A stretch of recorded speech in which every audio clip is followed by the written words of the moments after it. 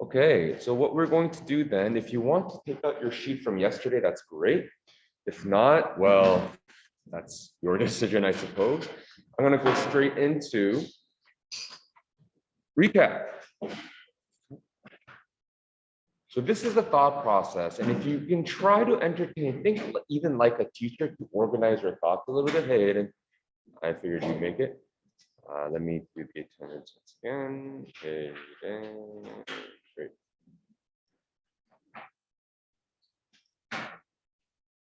Okay.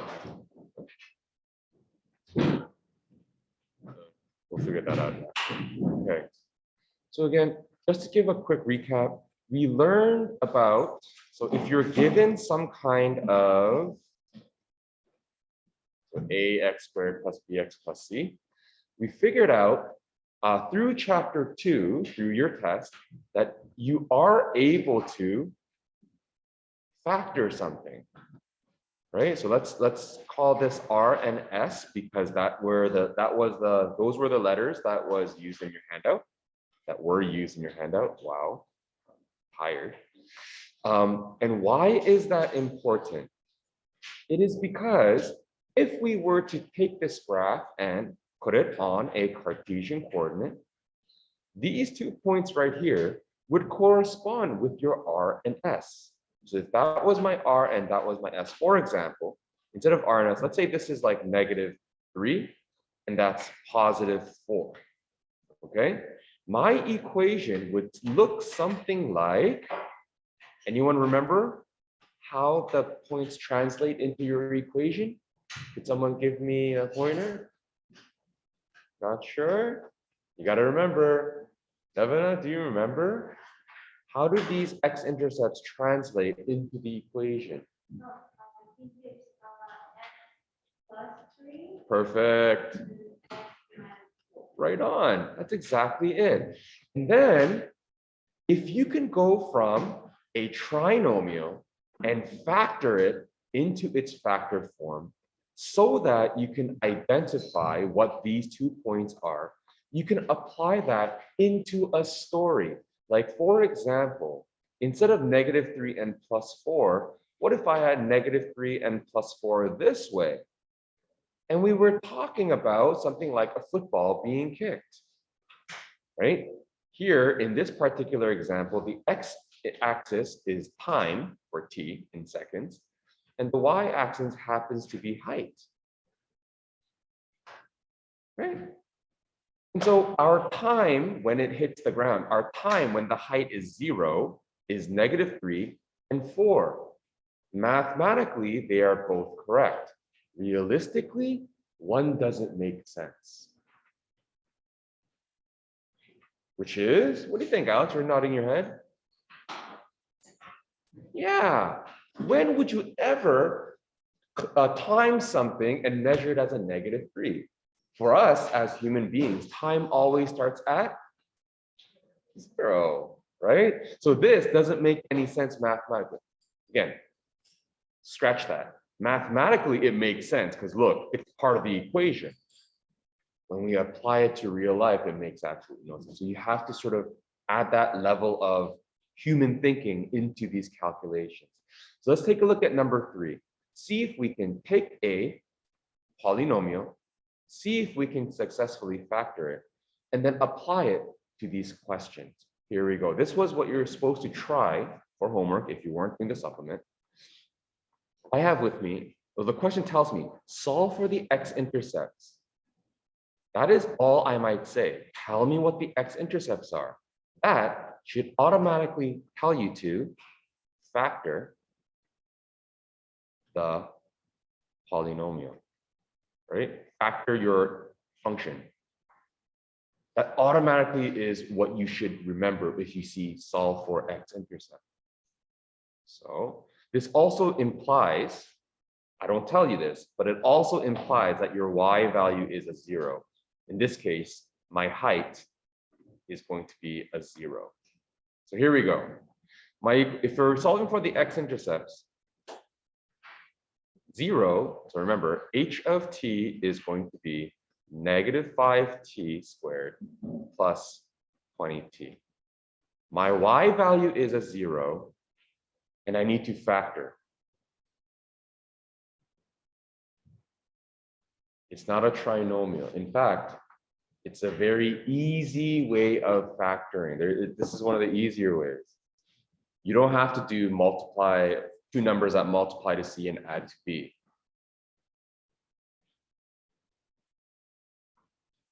Try common factor.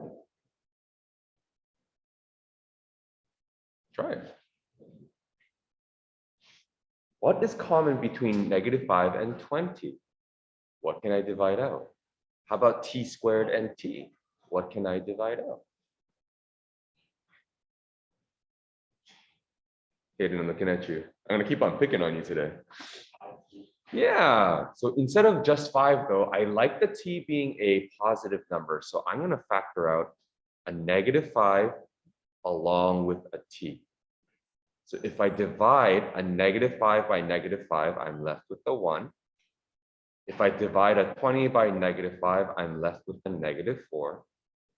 If I divide t squared by t, I'm left with 1t.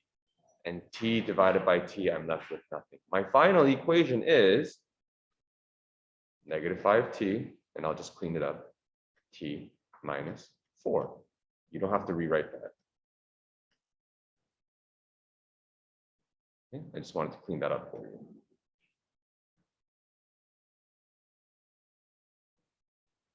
Okay, so what does this tell me? Again, from here, I need to identify the x-intercepts. Remember, the y value is a 0. If this answer is a 0, then one of these brackets must be a 0 as well. So you say if -5t happens to be a 0, then what does t equal? And then we say if t minus 4 equals a 0, what does t equal?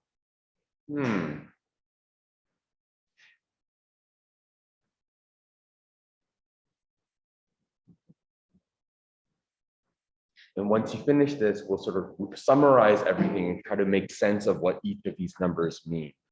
But if -5t, so -5 times t equals a 0, how do I get t all alone? Well, algebra, you divide both sides by -5, time equals 0. How do I get rid of a subtraction of 4? I'm going to add 4 to both sides, t equals 4. Therefore, my x-intercepts are 0 seconds and 4 seconds.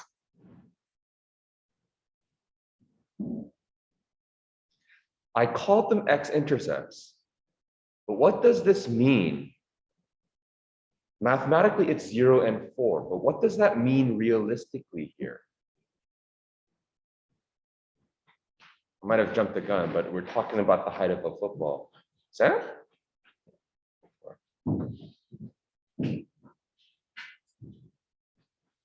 Right? I jumped the gun. I didn't really read the question for you.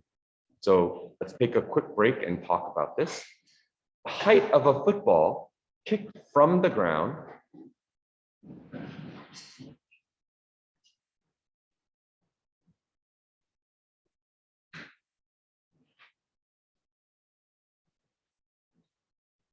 okay? The height of a football kicked from the ground is given by the function h of t. Time is seconds, and h is height. We found that this trajectory, this curved parabolic arrow, cuts through or hits the x-axis at 0 and 4.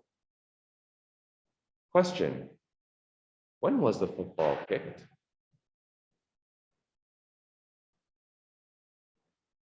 Yeah? Yeah. Then when did the football land? Yeah. That's what these mean. Yeah. How did it end up being t equals 4 instead of 0? Like, T. during the like algebra? This part? Yeah. Sure. Let's talk about this. So the final answer is 0 and 4 because that's what the numbers mean, and each of these numbers would probably represent a different part of the story. The question was, can we look at this part one more time? And the answer is absolutely. If we have -5 times t equals a 0, how do I get t all alone? Well, I have to get rid of a multiplication of -5. Because -5 right now is being multiplied. So -5 divided by itself is going to be 1 over 1. So leaving me 1t equals 0 over -5. So t equals 0. Okay. And that's it. And I invite you to try number 4 as well, different from this. Today, we're going to do our final piece of X-intercepts. You still have to do the factoring. You still have to figure out what the X-intercepts are. They're doing this method. But using that, you can find even more. That's how important X-intercepts are. That's why we focus so hard on factoring in chapter 2. Factoring starts everything. All right. Maria, do you have your paper to get one? Let's talk now. All right. I'm going to clear this. Welcome, by the way. All right, let me just fix our attendance on you while everyone else gets their second sheet ready. Okay. Did you grab your sheet? Yes. Okay. And then Janae made it as well. Means like you made it like 5 minutes ago, let's say. Okay. All right. So we are going to here. Let's just read this. There's a reason why I wrote it down, but so instead of jumping the gun, let's take it slow. The X-intercepts, in case you didn't know, do more than show when something lands. But you need to use your head a little bit. Parabolas are symmetrical. So if you have this, let's pretend I know this is my X-intercept and I know this is my X-intercept. I know that there is a symmetrical line, aka the line of symmetry, or an axis of symmetry, perfectly in the middle.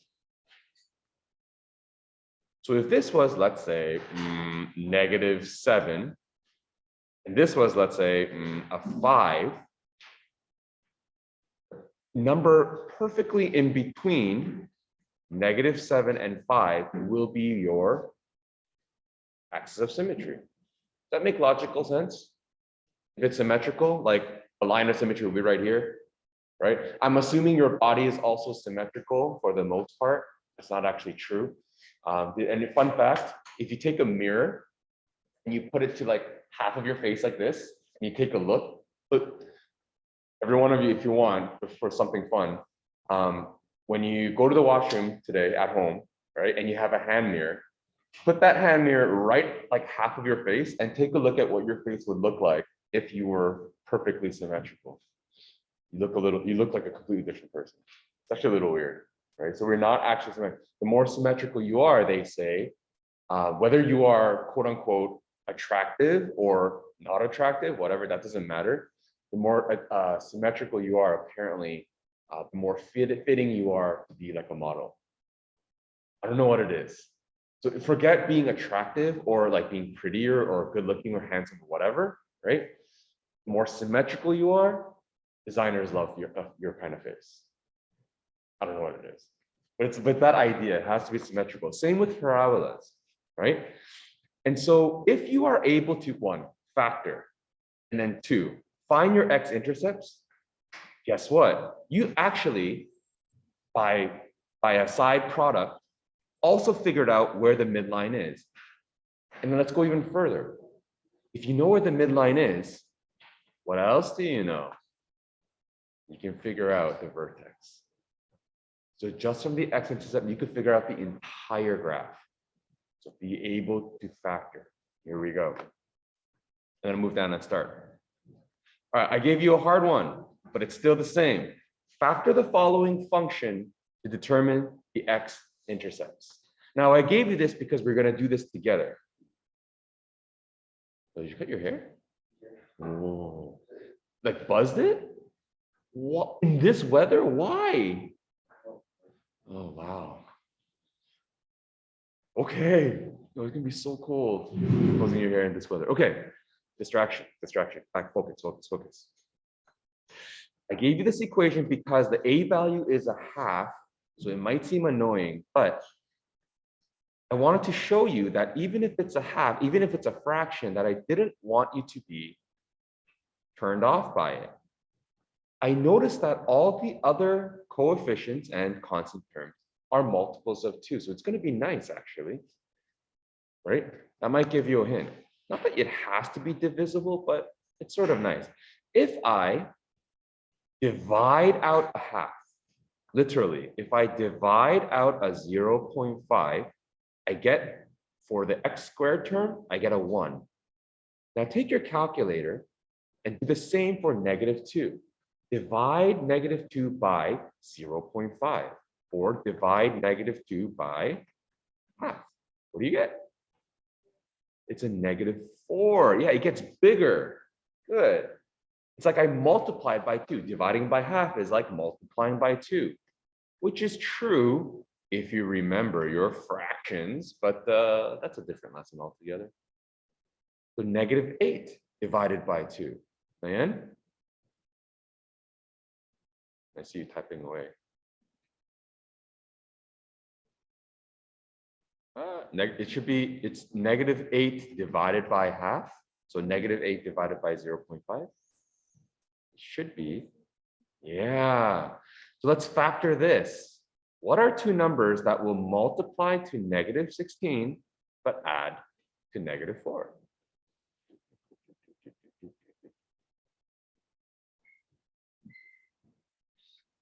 8 and 2. Wait a minute, is that even possible? 1, 1, 116, 2, 8, 4, 4. That's not possible. I must have been sleeping on the job. Let's change this 18, because I want these numbers to be good. 5, 2. Let's make this a 12. Yes, which means this would have been a 6. I have to make mental note to change that to a 6 from now on. Sorry about that, everyone. I must have been tired. If that's the case, we have -6 and +2 as my two numbers.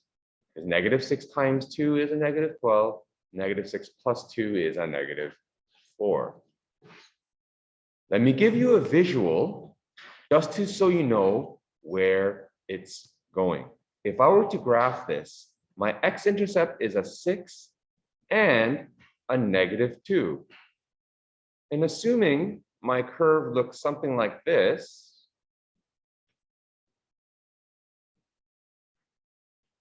visually, you could probably guess that I have a mirror right there.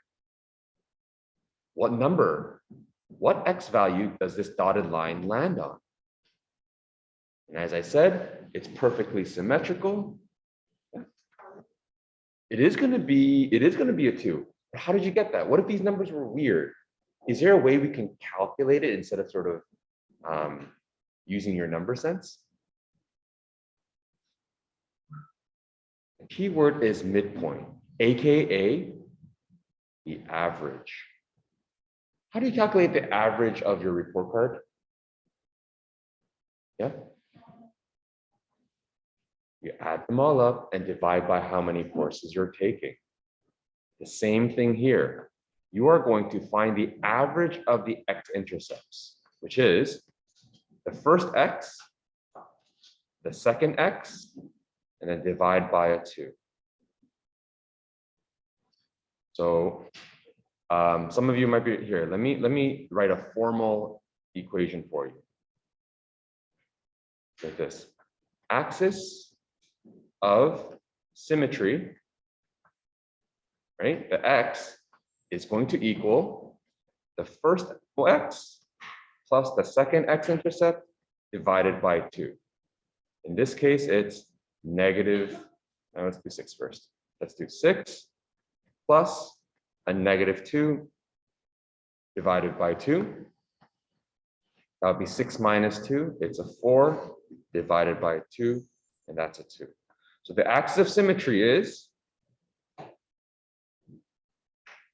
so the equation for axis of symmetry is x equals 2.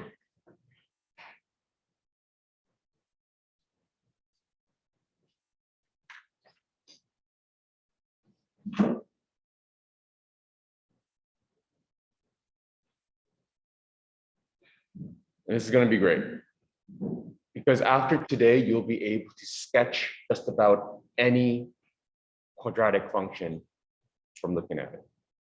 Yes, it takes factoring and that's annoying, but you'll be able to sketch everything. And you'll see how. We're going to bring it all together. Okay, quick summary as a midpoint stop. We reviewed how to factor. Using the factoring, we can identify the x-intercepts. And with the x-intercepts, now we can find that midline, the axis of symmetry. How do we transfer that into vertex? Well, I know the vertex is here, and I know my x value is going to be 2. I don't know what my y is. That's the problem. So here we go. Part C is where it's at. Use the x value and the equation. So they use the x value from B. Remember, the axis of symmetry is 2. And the equation to determine the vertex. Remember, y is equal to half x squared minus 2x minus 6.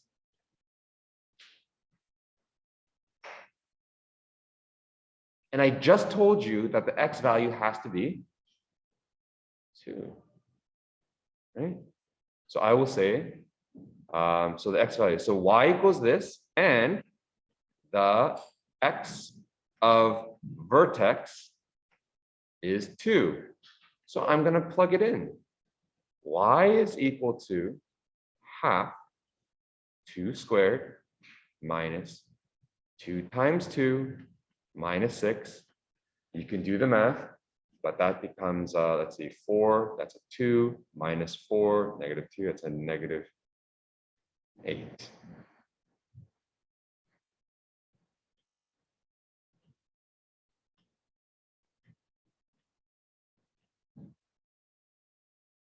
There. And I know it has to be the vertex, and this is the only one possible because if you go back to chapter 1, we all learned for every x, it can only be 1 y. That has to be the vertex. It's the only point when x equals 2.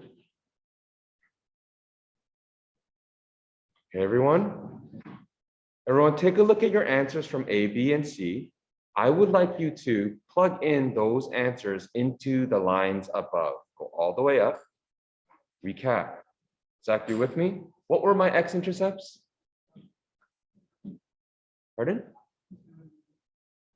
I think it was negative 2. Yeah, you look at your sheets if you have it. Negative 2 and 6. And the average, what was the axis of symmetry? Sage, you with me? Oh, yeah, go for it. The average between these two, look at the letter B. 2, right? So we have negative 2 here, just write in. It was negative 2, right? Yeah, and then positive 6. 1, 2, 3, 4, 5, 6. Those are my x-intercepts. My axis of symmetry is at 2, so I'm going to take a different color and just lightly draw it in for now.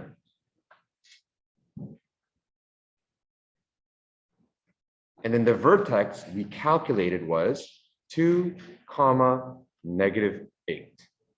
So I'm going to do 2, negative 1, negative 2, negative 3, negative 4, negative 5, negative 6, negative 7, negative 8. Do you see Can you visualize and imagine what the parabola, where the parabola is with these 3 dots? Yeah. There's one more point that we can do to help us, and that's the y-intercept. If we had a point here, like if I gave you a point like this, would it be easier to visualize? Because if you have a point here, you would also have a point here and then bam, right? So we're going to actually calculate the y-intercept as well, and that's letter D. How? It's easy. The y-intercept is actually the easiest. Well, it would be -6, it's true, but why? Not because you memorized.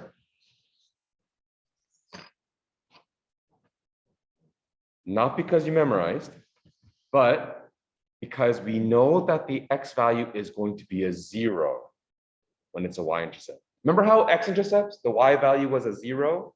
It's a 0, it's a 0. For y-intercepts, the x is going to be a 0. So let's plug that in. Can you do it in letter D, please? I don't want to move the sheet because it'll erase everything. But for letter D on the bottom of your sheet, we have y is equal to half x squared minus 2x minus 6. Plug in x equals 0. And like Carter was saying, half times 0, -2 times 0, and then -6. My y value is going to be -6. My y-intercept, when x equals 0, my y is -6. Oh, coincidence, I actually got it. So we also have one last clue. 1, 2, 3, 4, 5, 6, -6. Try to connect these 6 dots as nicely as possible. So it looks something like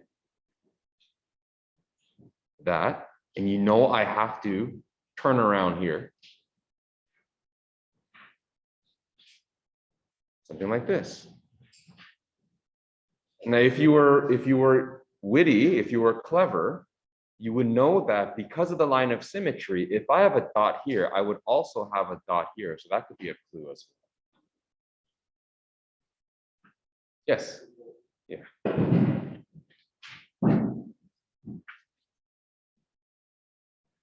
And that's it. Once again, I'll stop the video in just a second as a quick summary.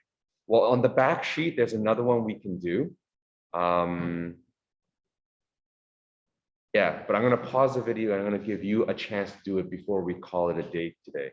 As a summary, I'm going to share a whiteboard and say a summary of everything that we have done for chapter 3.1 and 3.2, mixing in with chapter 1 and 2 as well.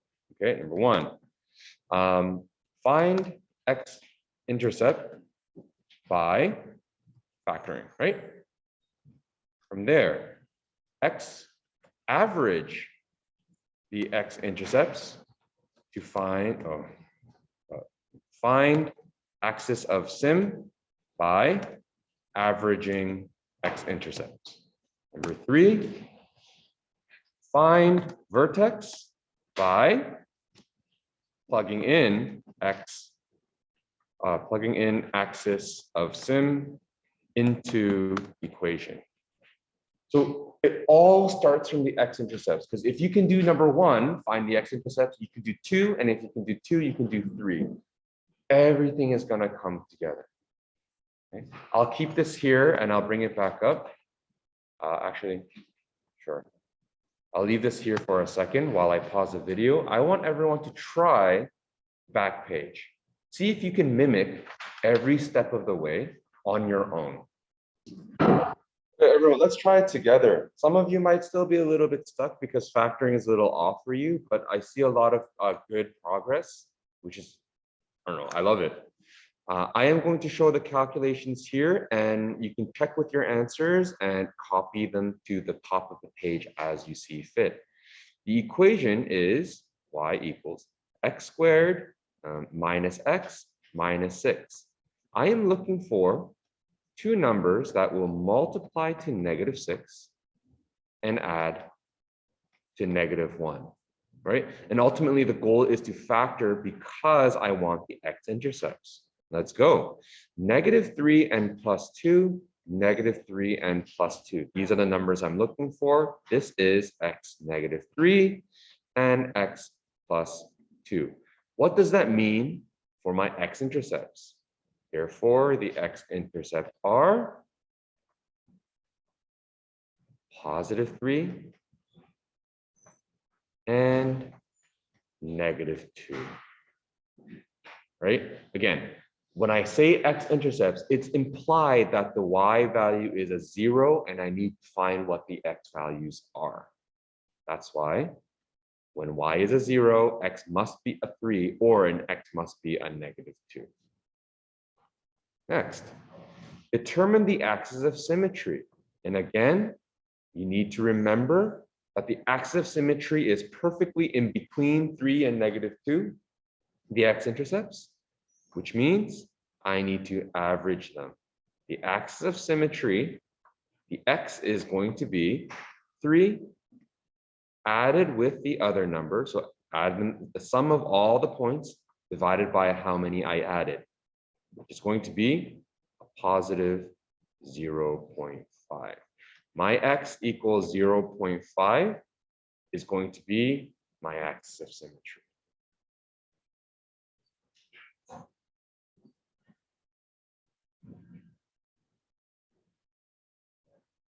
Next, use the x value from B. In other words, use the axis of symmetry to help find the vertex. Again, if I were to graph this, a 3 and a -2, my axis of symmetry is somewhere there.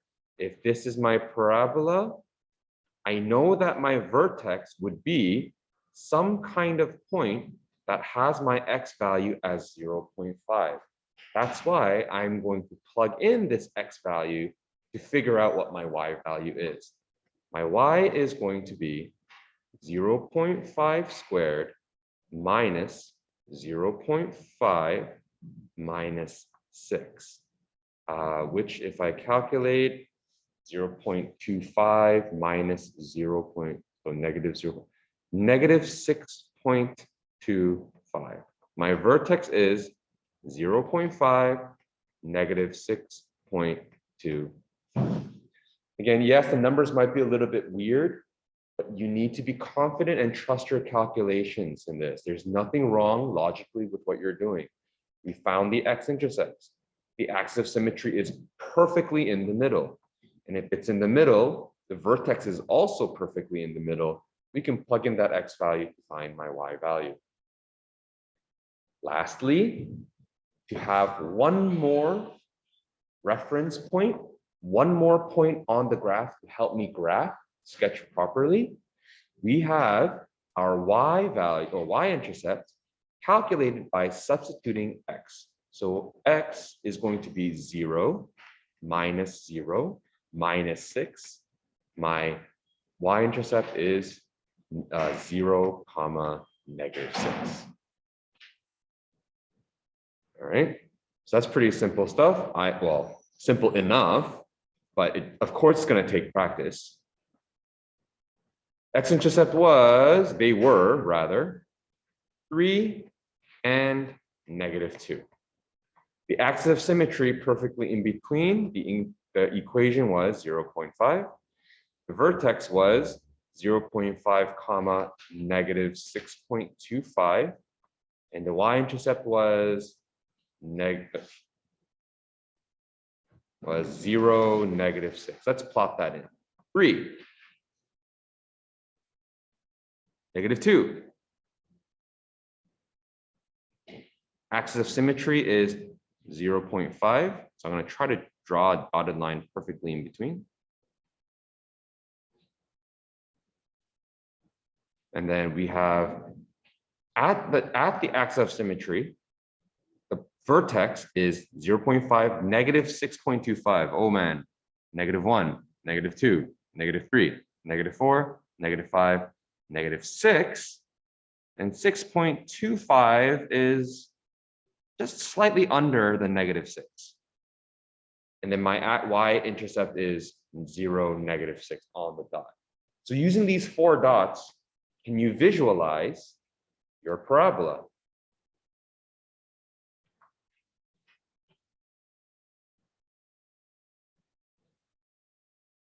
Ugh, something like that.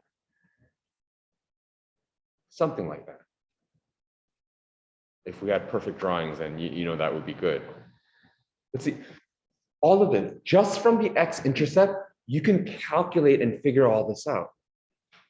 It makes life, well, might be annoying for you, but it makes the fact that you can visualize any graph, it makes it a powerful tool for you to use that you can model for just about anything. Okay? And that brings us to the end. That's all I have for you. It's just a matter of you being able to use it. Okay. Well, it'll be a matter of practice because tomorrow you are going to be asked to use it. And as long as you follow the instructions carefully when we go to desmos.com and do all this stuff, you'll be fine. So just please practice. If you, before anything else, if you still find it difficult to factor, that is where you need to start. You've got to go back to chapter 2. You're not falling behind if you're practicing factoring. Please do so. Are there any questions for graphing and the techniques that we have used today? You probably want some more time to practice. So I'll stop the video here. And I have a bit of a present for you. I'm going to pause this video. I have these graph stickies. One sec.